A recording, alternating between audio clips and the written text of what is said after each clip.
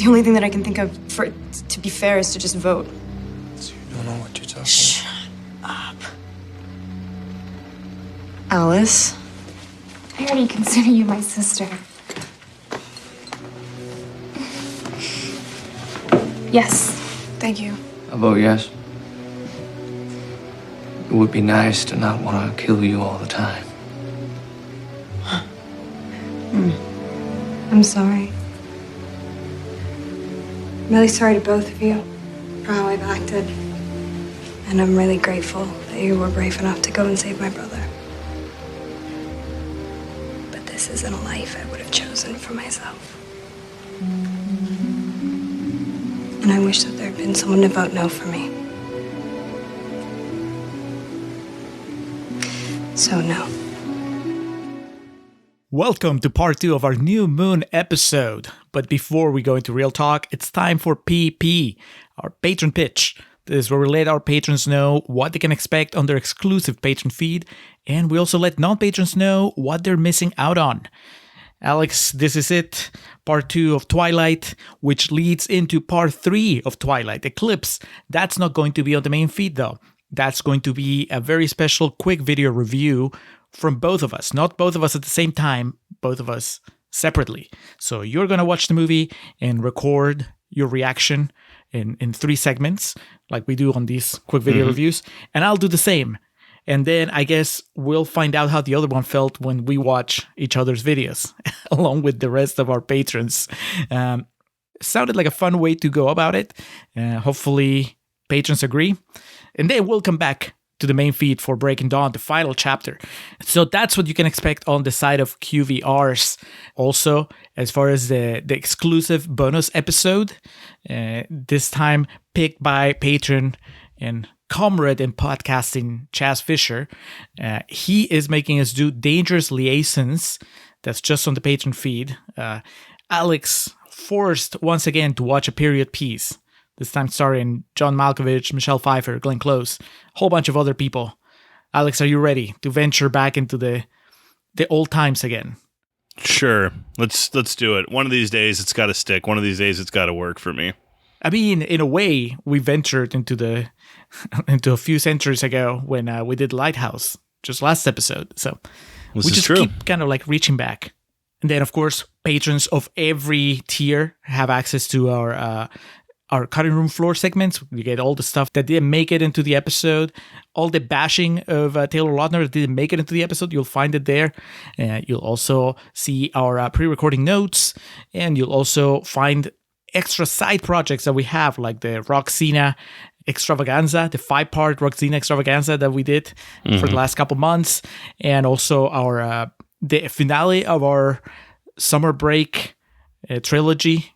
It started with Dazed and Confused in the main feed, the Goofy movie on both feeds, and then ended with Wet Hot American Summer on the patron feed.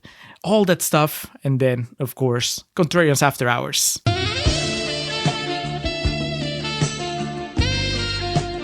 That's a spin-off of our show where we talk about other things that we've been playing, watching, listening to, thinking about. Alex, what do you have for Contrarians After Hours this time? Thinking about? That's new. Now we can add some existential shit to this.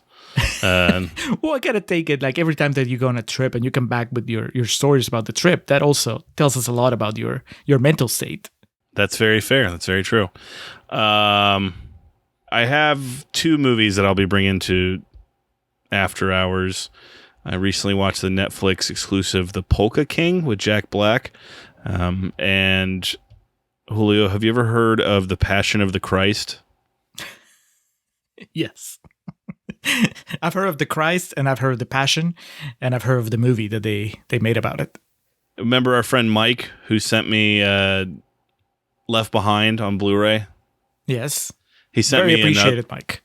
Yes. Mike sent me another package of wrestling paraphernalia, and inside of it was the DVD of The Passion of the Christ. And so... but the note said, please watch The Polka King. No, these are completely separate things, but I figured at some point in my life I would watch The Passion of the Christ, and I figured this is as good of reason to do so. So we'll talk about that. Wow. this is gonna get heavy in After Hours. Well, we'll try to keep it as light as possible because I think at this point, I'm an outlier. I'm almost positive that anyone in this world that wants to see The Passion of the Christ has seen it. You know what I mean? So I don't think we're going to be like breaking ground. And I think my plan is for us to just talk about it from an analytical filmmaking perspective as opposed to diving into The ideology. the Bible. Yeah, exactly.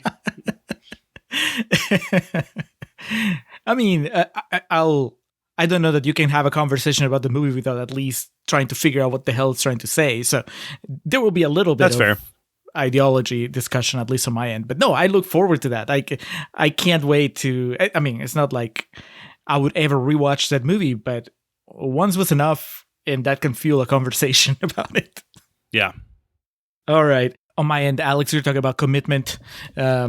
I am committing to watching these two movies before we record the After Hours because we just talked we just recorded 2 days ago and it's been busy and I was a little sick. So, but I mentioned a while ago that I had Showtime for a month because I got Showtime to watch the Lighthouse. And so there's a movie on Showtime that I've been hearing about for at least a year. It's called First Cow. It's directed by Kelly Reichardt, who is a filmmaker that I hear a lot about, and I've only seen one of her movies, but she's made a bunch. I watched Meek's Cutoff a while ago. It's a Western with Michelle Williams in it. She's kind of like the main character, and it was... I mean, if I'm assuming that this is what all Kelly Reichardt movies are like, I'm like, I get it. I get the praise, and it seems like it's right up my alley. I also understand that it's not for everybody. It's not like mainstream cinema, because it's really slowly paced and it's not very explicit about what it's saying, but I don't even know what First Cow is about. But that's quite the name, and it was getting a fair amount of buzz. I think it was last year when it came out. And then the other thing I'm committing to is something that I've been wanting to watch for a while. I don't know about you, Alex, but I've become more and more of a fan of Dakota Johnson. She's really good, like in everything I've seen her in. And now she is in this movie from this year. It's called Cha Cha Real Smooth. Yet another great title. That was on Apple TV. I think it's an Apple TV original, but it's also been getting a lot of buzz. And it's like, you know what? I don't need to, you need to convince me to watch a Dakota Johnson movie. I'll happily do it. So this is Cha Cha Real Smooth, First Cow, and The Polka King with Jack Black on Netflix, and then The Passion of the Christ, which I guess that will be our big closer. A very heavy, very potentially gory After Hours, and all the other stuff that we listed. If any of it tickled your fancy, check out our Patreon page, patreon.com/Contrarian Prime. Check our tiers. I said the $1 tier gets you access to the bonus episodes and a few other things, and then you can just keep going up and have access to more things and have access to things that can shape the show.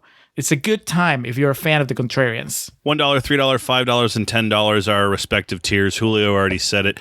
$1, 4 quarters, 100 pennies, 20 nickels. You can't get much for $1 these days. Even a McDouble is $1.99. So throw us $1.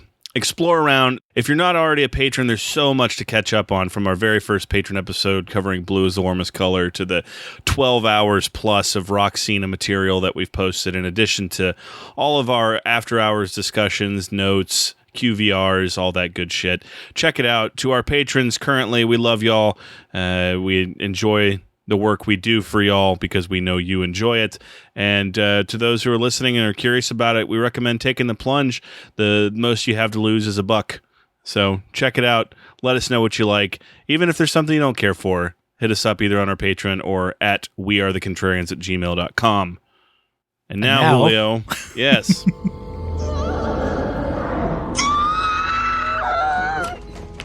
Hey.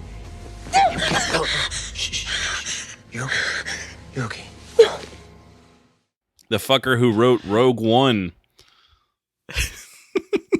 which has become the definitive hipster movie, like the hipster nerd take of the modern era, is the people that say Rogue One is the best Star Wars movie. But for those people, the gentleman who wrote that, Chris Weitz, along with co-writer Tony Gilroy, but Chris Weitz directed Twilight New Moon. So you fuckers if you want to stand by your man, need to check this one out. And in a way, you have to check out the one that came before, and you're going to have to watch the one that comes after, because this ends on a cliffhanger. Well, the one that came before is better, and I hope the one that comes after is better, because this isn't that good.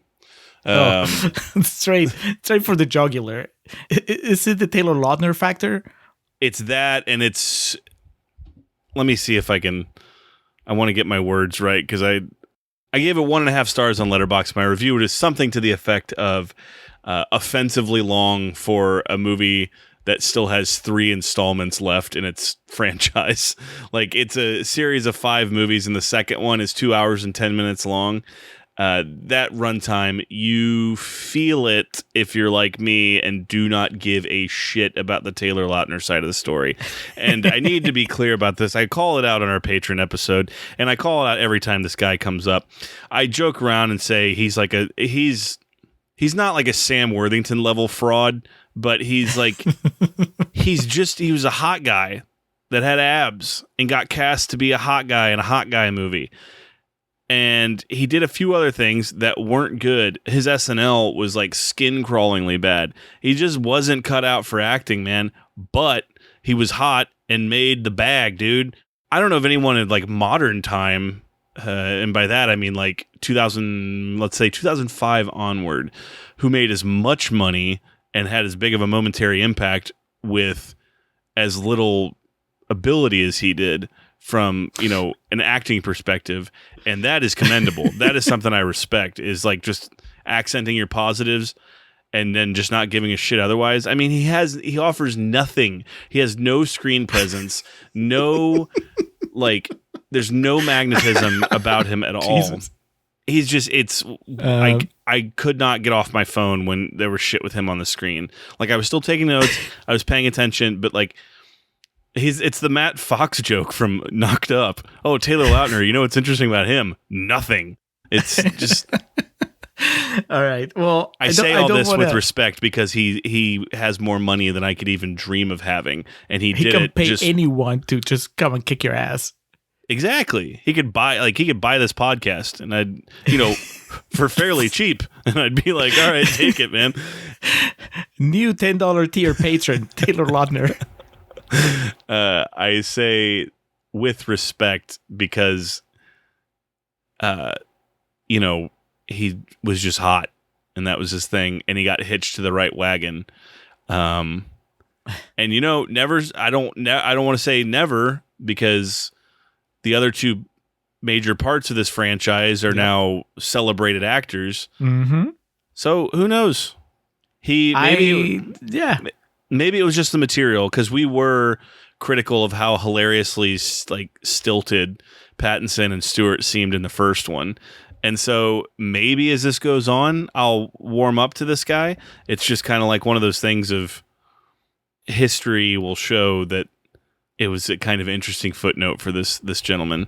But I guess the point is, he doesn't annoy me like Sam Worthington, because I've never seen this guy try to act like he's more than he is. You know what I mean? He's just a dude, and that's cool. I think he makes paychecks off the Happy Madison movies every once in a while still. So good for him. Yeah. You picture Sandler giving him the Ving Rhames speech in Pulp Fiction, where he's like, if it was going to happen for you, it would have already happened. So just take this money and take the dive into a Happy Madison production. First of all, unbelievable reference. That tremendous. Well, before we get into the quotes, I just want to, on the subject of Taylor Lautner, and this is not the last we're going to talk about him, but I am not quite ready to bury him yet. I think that the next movie is going to determine it, because I think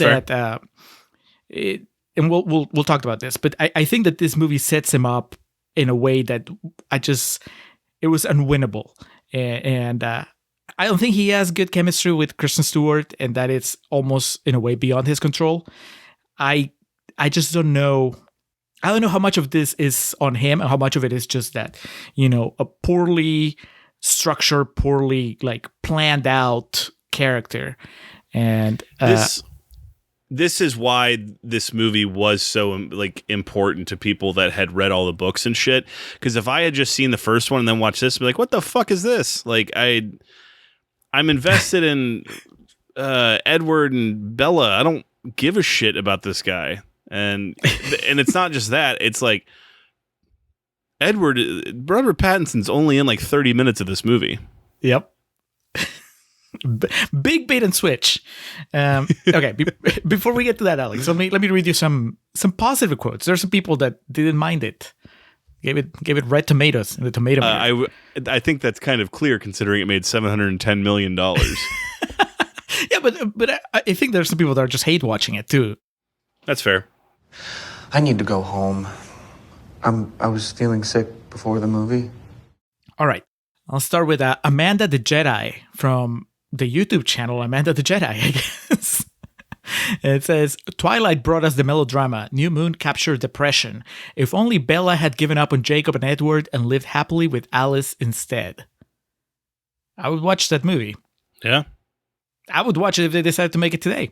I know that Ashley Greene has gone on to do much, but I think that she could probably still conjure that pretty cool personality that she has here as Alice. Am I alone? Did you like Alice?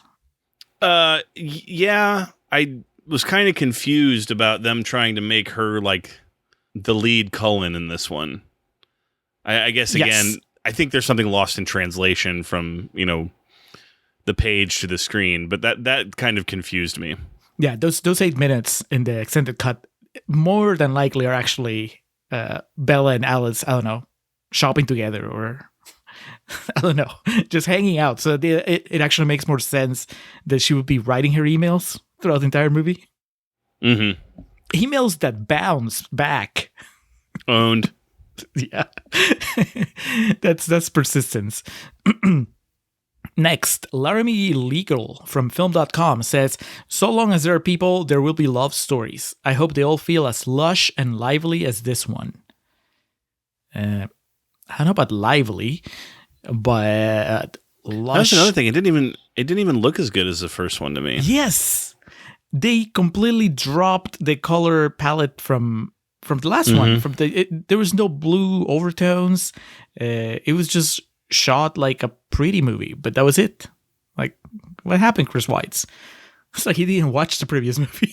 It's like, fuck it. Oh, they're vampires? Next, John Wirt from The Advocate, Baton Rouge, Louisiana. For true Twilight believers, the slow moments are more opportunity to gaze at pretty boy young men playing characters who are both the best and worst boyfriends a girl could ever have. Yeah. Do you remember, Alex, the kind of controversy, but there were people that around this time they started calling out the older women who were fans of the franchise because they were ogling Taylor Lautner, who was supposed to be a teenager. Do you remember that kind of discourse going around? No. I imagine that would be much more heightened today, but I remember at the time, I mean, just in people saying, like, jokingly calling them perverts. I don't think that they ever got beyond that. At least not, at our theater. But I remember it coming up, and I was like, oh, they're teenagers? I mean, I didn't know. And then finally, Sarah Vilcomerson from The Observer says, I am not ashamed to admit that I will be the first in line for Twilight Part 3. I mean, that's kind of us. We are watching the third one. Yeah. But that's it. I mean, it hooked its audience. And I guess anybody that watched New Moon had already read Eclipse, I imagine. So they knew that, there's more to come. Like, what do we know? Not having read the books and having watched this movie, it's kind of like what you said in Gazer's Corner. We know that there's going to be a werewolf-vampire fight in our future. That has to happen. Mm-hmm. Potentially multiple werewolves versus multiple vampires. And I have a feeling that they're all going to join forces against Michael Sheen and his posse of Italian vampires. And if we get lucky, Dakota Fanning is going to kill Jacob. If we are unlucky, Michael Sheen is going to kill Billy Burke.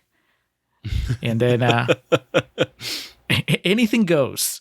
I don't know what role Anna Kendrick and the rest of the high school posse are going to play And yeah, I hope it picks up, because like this was demoralizing, because like the first one, while not a good movie and a movie I really have any interest in watching ever again in my life, I think in our episode on Patreon we talk about like I came away from that like, yeah, this is fun. It's like I kind of get it, and it's kind of a fun little footnote to see this like A-list cast, and even some of the side players or actors that we've become acquainted with through our podcast. So there was a lot of fun, like connect the dots type things going on. And God knows Pattinson and Stewart are two of my favorite actors now.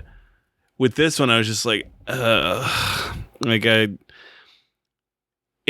story was so repetitive and blatant. And then the characters I enjoyed being around in the first one, not just Edward, but like his family and more of the people around school and stuff. I was genuinely loving Anna Kendrick's like one showcase scene. Again, it's like 30 or 40 seconds, but it's great. But I guess that's the point of it being a franchise. I can say so far, the first one I had a good time with. This one focused on things that I don't care at all about in the story. So when it was over, one, I felt its runtime, and two, I was like, God, I hope they bounce back in the next one.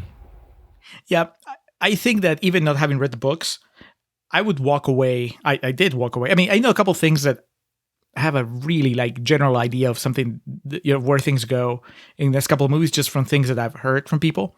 That I'm not going to tell you, because if you happen to know I've heard them, then that's good. But even without that, I would say that for all its failures, and New Moon has many of them, at the very least, I walk away thinking, all right, well, we're definitely going to see Michael Sheen at Dakota Fanning again. And it looks like, I doubt that Edward's going to be absent from the next movies again. And I don't think, at least I could be wrong, but I don't think that the movie is trying to make me think that Jacob's a good guy. I don't think the movie wants me to dislike him as much as I do, but I like that the movie, I guess I was relieved that the movie kind of made him act like a shithead, because for most of the runtime, I was afraid that I was supposed to be rooting for Jacob and Bella to get together. And I'm like, man, that sucks if on top of everything that the movie is doing wrong, I just have this antipathy towards Taylor Lautner that is just keeping me from doing that. But no, then by the end, he's actually just being like an idiot. And I was happy that, well, next movie, hopefully, they double down on that again, or they give him a way to redeem himself that is somewhat like, I wasn't kidding. Like I felt that Edward's decision to leave town and break up with Bella was okay. Was much better than any of the other things he did in the previous movie. Would you agree with that, even though it took Robert Pattinson away from us? Or were you still thinking, yeah, this is not a good relationship? Yeah, I mean, my whole thing was just, she's just using him as a rebound. So I had a hard time like buying into anything that was going on. In my mind, again, having zero knowledge of what actually happens in these movies, I was like, as soon as Edward appears again, she's just going to like run back into his arms. And that's literally what happened. She literally ran. Across the globe. Yes. I know it's a movie about vampires and werewolves and curses and shit, but I still was just like, come on, when they just leave the house and then they're in Italy in the next scene. It's like, you need passports and shit for this, people. Well, I'm going to assume that Alice is well prepared. As somebody who's lived for probably 100 years, she has like... Very fair. Very fair. Yeah. But also, did you miss, because I was about to reference, did you miss the insert shot of a Virgin Airlines flight just flying? Yes, I did. Yeah, it's adorable. They get in the car and then it fades to an airplane, and the tail of the airplane says Virgin, which just, I laugh because is Virgin Airlines even around anymore? I don't know if it is anymore. It would have been then, though. That's fucking hilarious. I didn't catch that. Yeah, and then done. And then you cut to the yellow car that Alice is driving, and it's I did amazing. Like legit lose it. Like when she looked like a getaway driver for a bank robbery. I was laughing very hard. Yeah. Alice is good. She's good in this movie, despite the how they rushed her friendship with Bella. All right, so Jacob's the main problem here. To clarify, it does look like Virgin Atlantic is still a commercial airline, specifically in Britain. It obviously needs UK. to get on more movies because I was not aware of that. It had to be a connecting flight because it seems to be a British airline head office in Crawley, England. So maybe they connected, like in I don't know, Hull. So they took Southwest to. Yeah, they took Southwest. They took like Air Canada to Toronto at the international airport there, and then. No, if they're in Washington, then it would probably have been like Vancouver probably has an international airport. I don't know. Either way, they get there in record time. Yeah. They didn't just map travel, though. You get to see the flight. God bless. I'm guessing you didn't rent this car? I figured you wouldn't be opposed to Grand Theft Auto. Not today.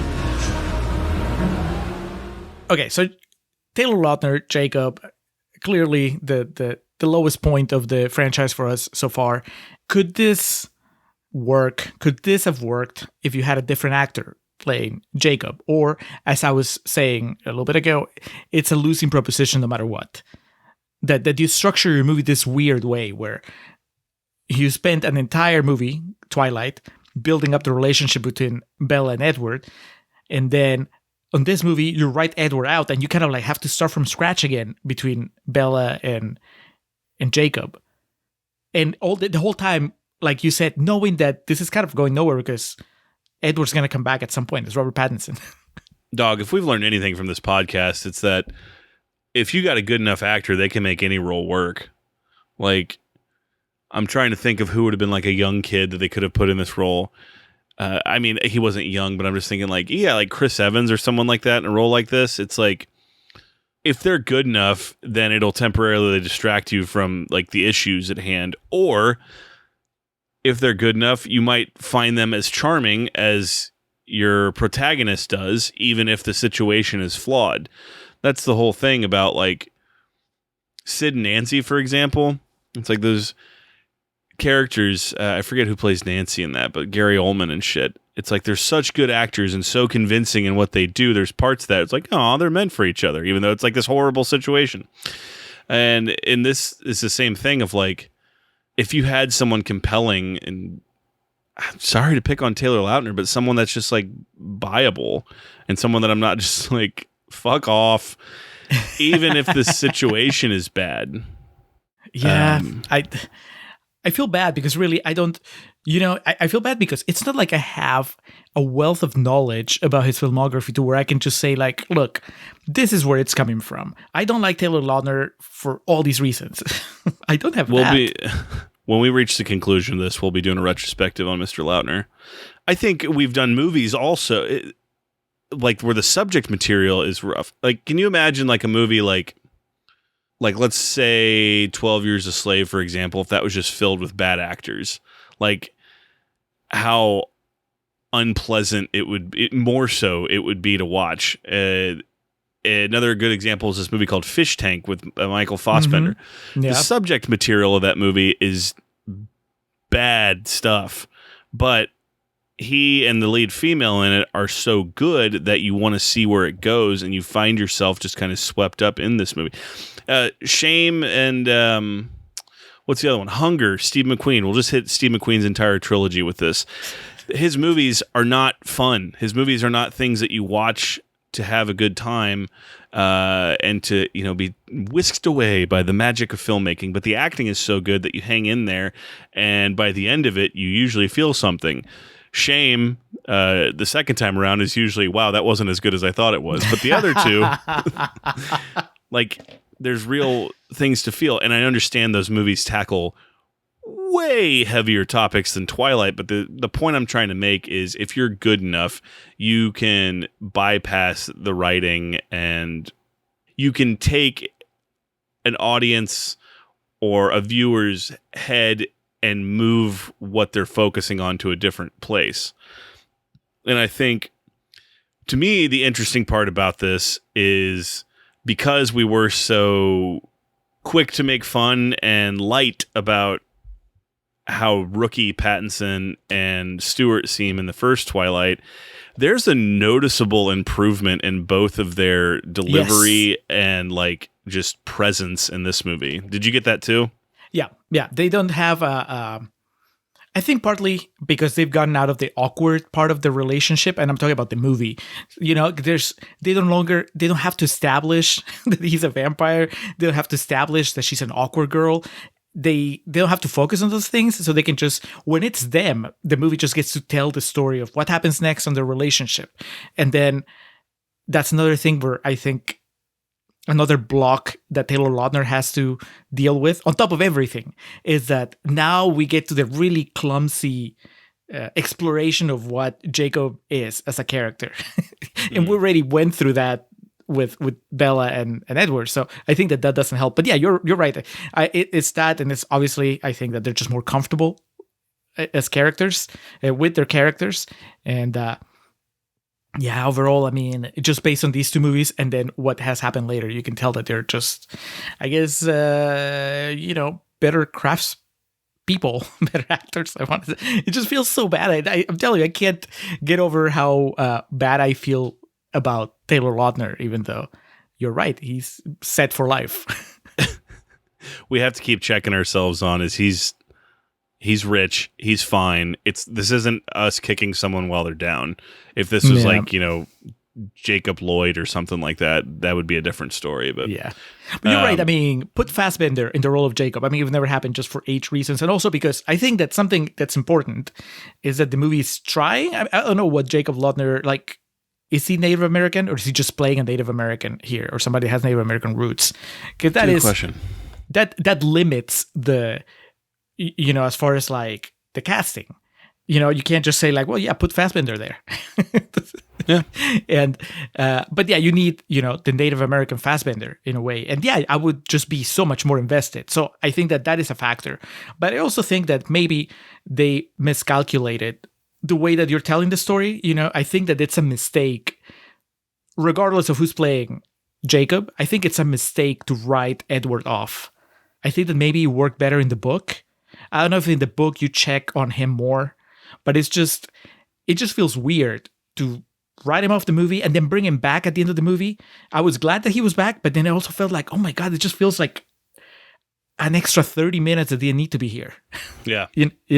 And there has to have been a better way. I know that there's a better way of getting to where they wanted to get without it feeling so fragmented. It's like there's very clearly this chunk that's with Edward, then this bigger chunk that's with Jacob, and then a smaller chunk that's with Edward at the end again. And it just feels choppy and it doesn't flow very well. And if I had to look back at New Moon, and I would be like, what is this movie about? Oh, this movie is about getting us to Eclipse. Whatever Eclipse is going to be. This was just like a lot of like shuffling the pieces and I guess getting to know Jacob, which is kind of a bummer. Yeah, I mean, a stronger actor, a more charismatic actor would have been better, but it's hard because one of the main things that this dude is doing from the very beginning is clearly pining and sort of making moves on someone else's girlfriend. And that was just, I didn't like him then. And then I just didn't like him when he was getting possessive. I didn't like him when he was being that guy that's just like so hardcore obsessed with somebody doesn't love him back that way. Like, and all these are characters that you can play in a way that's more, I guess, relatable. But for some reason, Lautner is just not hitting those notes where I feel any sympathy for him. What you described there is I'm trying to think of like the person who watched this movie in reverse. Because my thing was the first time I ever watched Parks and Rec, I started at the second season, and I thought Mark Brandanowitz was like the coolest character. And then the second time I watched the show, I started with the first season, and that whole first season is just him trying to steal Anne away from Andy. And he's just kind of an asshole. And I was like, wait, no, fuck this guy. So I'm trying to think like the person who watched this in reverse thinking that Jacob was the hero or something. For this movie and for, Taylor Lautner and for what it is, I think it was just they were stuck in this situation because they had already cast who was going to be around for the whole thing. And this movie, obviously, the idea is Edward's not around for much of it. So for me, as someone who's invested at this point, and we're going to be watching the rest of these, I can only hope we take an upswing with the others. I know, with the exception, the next one is like another 50%er, so maybe we'll be turning around on it. Go now. Make your preparations. Let us be done with this. To hit my points here, released November 20th of 2009, a budget of $50 million, and as I've stressed several times, $710 million box office return. Back when shit mattered, New Moon was released on DVD and Blu-ray March 20th of 2010 through midnight release parties, and as of July 2012, the film had grossed almost $200 million in North American DVD sales, selling more than 8 million units, 4 million of which were sold within the first weekend.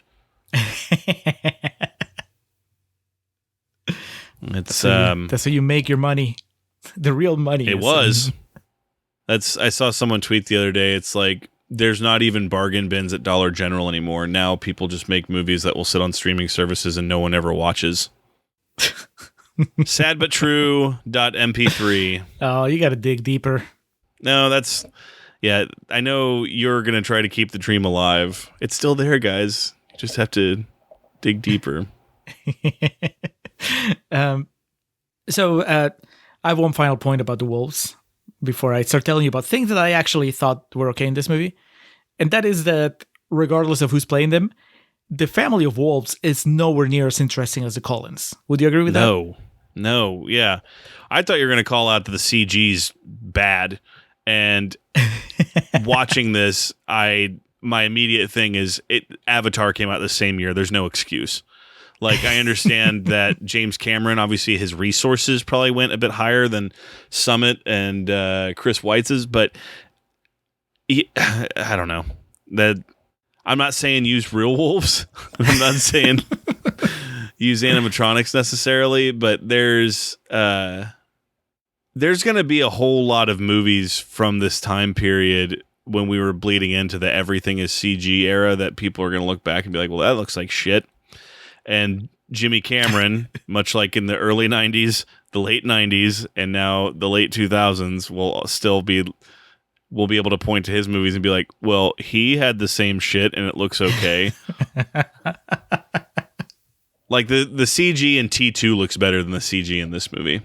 Yeah, but I think that Chris Weitz and his people will tell you, okay, but it didn't need to look that good. That's exactly the point. Why spend that money on that when the people watching this aren't going to give a shit about it?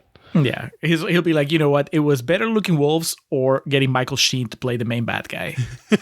You would have made the same call. His immediate response would just be like, I can't hear you over this pile of money that I'm sitting next to right now. Please tell me again how you would have made my movie. Exactly. Yeah, no, those wolves, the family of wolves, are just like generic shirtless dudes, and I really hope they develop more of personality. See, the bigger problem is that the Cullens are also an ensemble of good to great actors, and like they make their characters interesting, whereas the wolves are just hunky dudes. Yep. And who knows where this is going to go, but if like the idea is we have to find both their stories interesting, I know which one I'm going to find far more than the other. Yes. Yeah. It's just, I don't know. They just got really shortchanged on that, in that side of the story. And I wonder if But again, it's just like the CG thing, just like you're saying, that doesn't fucking matter to the people who paid to watch this movie. Like, it doesn't matter at all. And that's the whole thing with these movies were not made to be analyzed like this. No, but there is, okay, so this is, I guess, my main, like, big question mark over my head right now. Is like, how is it possible that anybody watches these two movies, at least, and comes out of it going, oh yeah, I'm Team Jacob? That's a good question. You know, there are some people that are choosing the blandness of Taylor Lautner and his shirtless posse over the far more interesting vampires. And that is just... I don't know. Does he do something like I said? Does he do something incredibly cool in the next movie? I was about to say Eclipse starts with like this incredible bank heist by the wolves. And then at the end, Jacob kills them all so he can keep everything. He says, "No, I shoot the bus driver." Please. All right, good stuff. There's a few things that I think we can rescue, and I think they already kind of came through in Concerns Corner, but I think Michael Sheen is fantastic. I was not expecting him to be this good. He's just having a great time, really chewing that scenery, really owning that outlandish look that they give him. He was great. Dakota Fanning, I mean, she gets maybe 5 minutes of screen time, but she already has more presence than Taylor Lautner. Great. And honestly, Billy Burke has maybe the best line in the movie. Maybe second best, depending on, how I rank it against Rosalie's line about, I wish somebody had given me the option, or I wish somebody had said no for me.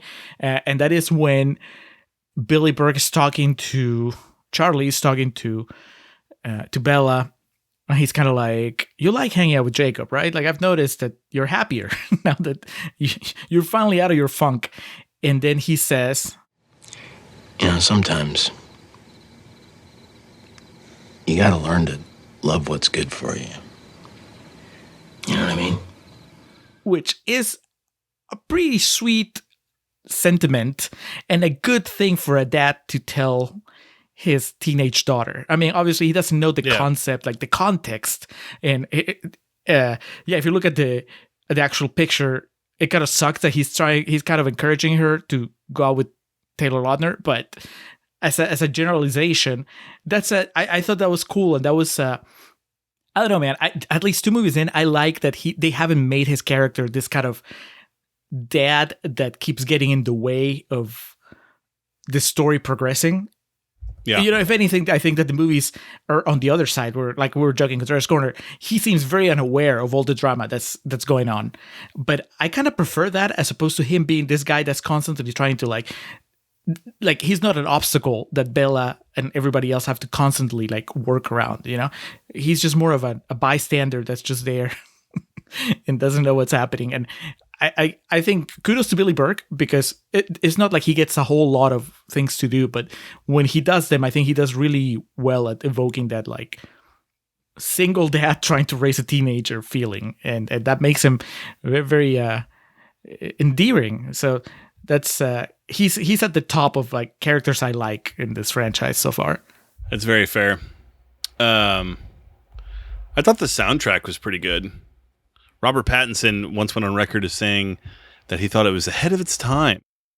I don't know about that, but I thought the soundtrack was good and did a good job of setting tone. And also, it's become kind of a thing of the past where there's entire soundtracks assembled for movies. We talk about that a lot, but I guess I didn't realize that much work went into putting together a soundtrack for this, and I noticed it a lot more in this one. Yeah, Bella's breakup playlist was pretty moody. It fit little character. Heavy on the Rascal Flatts. I was a big fan of the shot that was spinning. I don't know if it was one consecutive take that just had like CG in the background, but whatever the case, it looked good, where it was just spinning around her in that chair going through the months. I thought that was really cool. He's been doing that a lot in this movie. Chris Weitz, I don't know if you noticed, but there was at least 3 or 4 other times I felt where the camera was going around. It was never as effective as that moment where the months were passing, and also nowhere near as effective as the one circular shot that I remember from the first movie that I called out when Edward's playing the piano and the camera kind of like goes through the window and all that.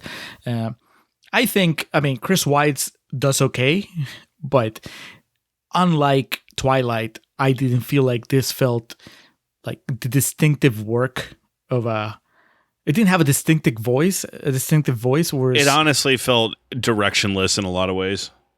It's just kind of like factory assembled. Yeah.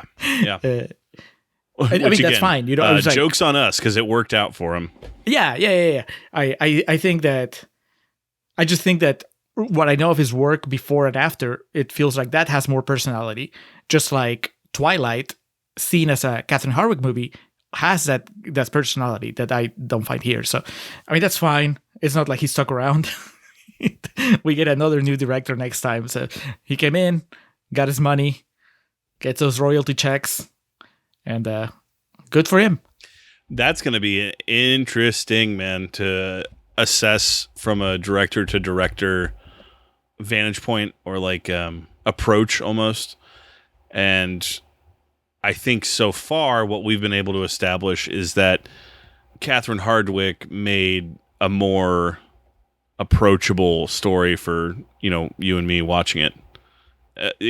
That movie was directed by a woman, screenplay by a woman, based on a book by a woman. So it could just be they have the Midas touch when it comes to this story. I guess time will tell. Yeah, I mean, I'm sure Chris Weiss would tell you, motherfucker, I had to deal with the book that was all about Jacob. So cut me some slack. So yeah, I ended up at 1.5 stars on my Letterboxd review.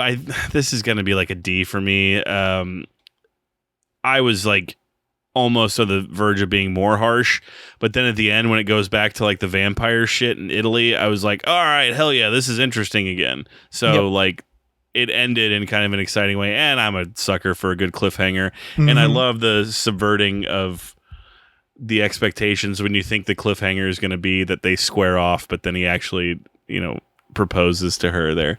And I was being genuine the first half. I remember just working the midnight for this, and, it was about to let out. So I just went and watched that and just listened to the gasps and just awe-struck in silence that was deafening in the theater. And then those people were going nuts, which again, that means something. This shit didn't mean anything to me at that time. I knew nothing about it, but that means something. It's the, I can't stand the Marvel shit, but like that whole, when you see those clips of people in theaters, like clapping and yelling when something happens in a movie, then that means something to somebody at least. So there's some merit to this movie that I give a D.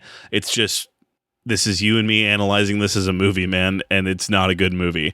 So, and it's not like the first one was great, but it was a step up from this, and I can only hope that Eclipse takes us again to a better place and a more enjoyable place.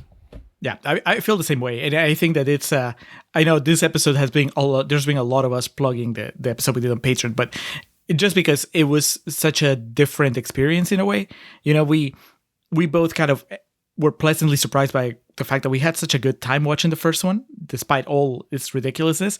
And this one, I think the runtime has a lot to do with it, but also the fact that it's just the focus on a character that I didn't care about, played by an actor that doesn't quite have the charm to pull off that kind of character, and all the stuff we've been talking about. And yet, much like with Twilight, it ended. I'm like, all right, I want to see what happens next. I have faith in that they introduce enough interesting story elements that I want to see what happens with those elements. I don't necessarily care about Jacob, but at least Jacob facing off against Edward, dealing with the fact that Bella is dating somebody he doesn't like, is a lot more interesting to me than Jacob just following Bella around like a puppy dog while she's still kind of using him as a rebound. Maybe Taylor Lautner can do something with the idea of Jacob being aggressive and just exploring his dark side if he has it. So, yeah, I'm also looking forward to Eclipse, but yeah, this is 1.5 stars for me. All the good stuff is for the supporting characters that I really like, and those good lines are here and there. Overall, it's not a good movie, and definitely not as good as Twilight. Yeah, and I think our place of, or where we're coming from, and continuously referencing the Patreon episode is like, hey, we're not all negative about this. We're not just here to bury the Twilight franchise. We say some good stuff there. So yeah, we actually came to this with an open mind. It's true. And hopefully we come back to saying some good stuff about it. But that's where we settle on New Moon. Twilight Eclipse will soon follow for our loyal patrons in the form of QVRs. And then we'll come back for the finale. Is that correct? Yes, we're going to do Breaking Dawn parts 1 and 2 in just one episode, because the way it should be, the way it should have been released. A mega episode.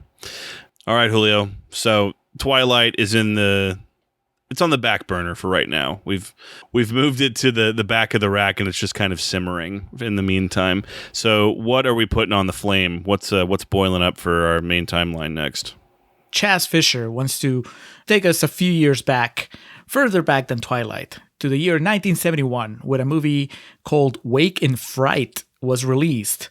And even though Rotten Tomatoes didn't exist back then, now it does, and it gives it 97% on the tomato meter. So Chaz has given us a fresh movie. The title makes it sound like it's a horror movie, but I could be wrong. I don't know anything about it. I just know the year it was released and its Rotten Tomato score. The doctor's in it too. So Dr. Sam Loomis, Donald Pleasance. Right. One of the all-time actors in the field of horror, psychological thriller, that type of thing. So I'll be interested to see what Wake in Fright holds. Looks like it's based off a book by the same name from 1961. I can't remember if this is a movie I've heard of, or it's just something that's come up in conversation with Chaz before, or it's just something I heard of for the first time when it was proposed for us to cover. So either way, I'm excited. Always love when we go into something completely fresh for the both of us, and even more so when it's an older movie, because for the purposes of what we do here, we focus a lot in contemporary shit. So I'm excited about this. Also, for all of you listeners that want to hear me talk about Batman Returns, well, I recorded a guest spot on The Pint, and that should be dropping way before this episode even drops. So it should be there right now on their feed. Check it out. It's my favorite of the old Batman quadrilogy, I guess. And I had a really fun discussion about it with The Pint's host, John. So check it out. Tell him that the Contrarian sent you. All right. Well, Julio, I think we've covered all we can for now. I think it's about time to get on out of here. So we are going to move into our perennial plugs. We start off by giving thanks to the Festive Years, who provide our opening and closing tracks. They kick us off with Last Stand, take us home with Summer of 99. Be sure to head over to thefestiveyears.com for any and all Festive Years needs. Our friend and fellow podcaster Hans Rothgieser is the man behind our logo, behind all the graphics you see on our webpage, on our Patreon page, on our merch page. That little tomato looking at itself in the mirror, that's all Hans, and all the variations of it as well. You can check out his work by going to his webpage, mildemonios.pe. That's mildemonios.pe. He is an artist, he's a podcaster, he has 2 shows, Nación Combi, which is about Peruvian current affairs, and Marginal, which is about economy. He's also a writer. He has a whole bunch of novels. A lot of them deal with zombies. I don't know that he's dipped his toe on the vampire or werewolf genre, but knowing Hans, I mean, why not? I'm sure he has an opinion about the Twilight saga, and I'm sure he'll let us know once he listens to these episodes. But he's always been a big supporter of the show, and we always thank him. Thank you, Hans. And thank you to the wonderful young lady who's brought us this project on Twilight, our social media czar, Zoe Perez, facebook.com/contrarianprime, and on Instagram @contrarianprime. If you haven't already and you are on those social media platforms, be sure to give us a follow. You'll find video clips previewing upcoming episodes, audio clips taken from current and past episodes, images, interactive graphics, all that good shit. Our social media game certainly looks professional, and that is because of the work Zoe does for us. So Zoe, thank you oh so much. And thank y'all, the listening public, and any first-timers that just, seek out anything and everything Twilight. If you've made it this far, we're greatly appreciative of it. But that is going to do it for this episode of The Contrarians, where we're right and you're wrong, and we will catch you next time.